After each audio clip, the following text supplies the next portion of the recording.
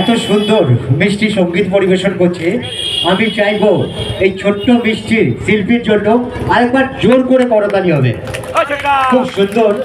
তো আমরা একটু আমাদের মধ্যে একটু অতিথি এসছেন, আমরা একটু বরণ করে নেবো, তারপরে আবার আমরা মিষ্টির গানে চলে যাবো। সুভাষ হাজরা।